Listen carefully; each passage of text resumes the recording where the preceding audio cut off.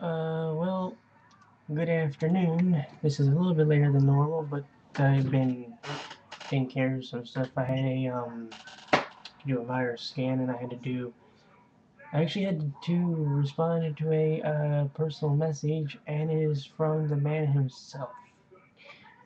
Yes, Lukemorse1 actually responded because, yeah, let's just say I've been a little trigger happy with the comments, and I'll be continuing today as well. Um, where do we begin? Well, we started yesterday with the Far East Division intro, which was a little bit longer than I actually thought it was going to be.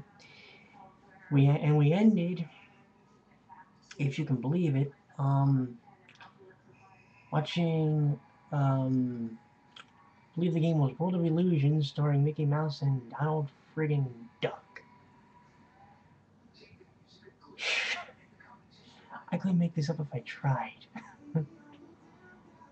But yeah, some games of note that we got to see yesterday. Um, well, there was a Strider game which is called by Screw Attack. Here in America is the greatest Sega Genesis game, ooh, Sega Mega Drive game of all time. We had the Sailor Moon 3DO game, which I've actually thought about buying from import stores. I still might, even though it looks completely like shit. But then we also had one of the games I consider one of the holy grails of gaming.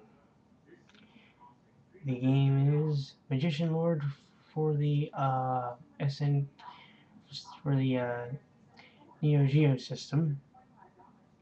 And if you never got to play that game, uh, and you don't feel like trying to spend $8 billion getting a Neo Geo and the cartridge, then here would be a suggestion. There's a compilation called SNK Arcade Classics Volume 1 for the PlayStation 2.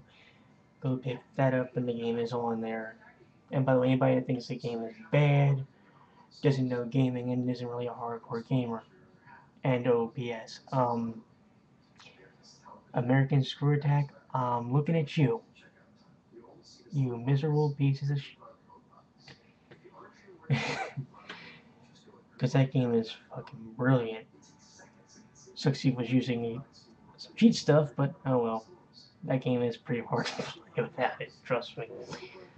Um, we also saw Legend of Zelda on the disc system, Metroid, Wrecking Crew.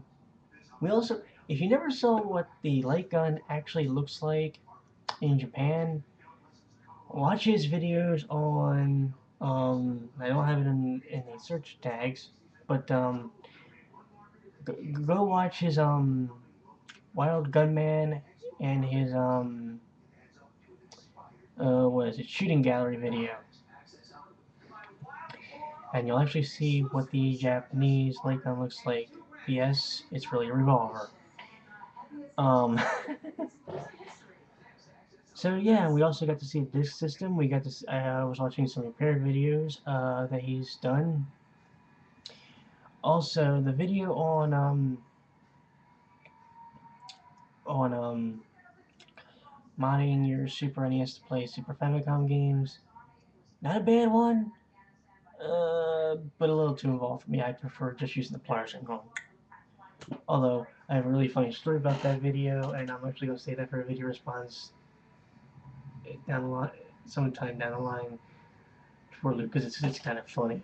I'll go ahead and tell you. The first time I did that, I accidentally snapped off the parts that were to the eject button. Oh, it still worked. It was just hard as hell to eject the game. Um, so yeah, oops. But yeah, that game has become, and that game went while I put out for a little while is a personal challenge of mine. Um, the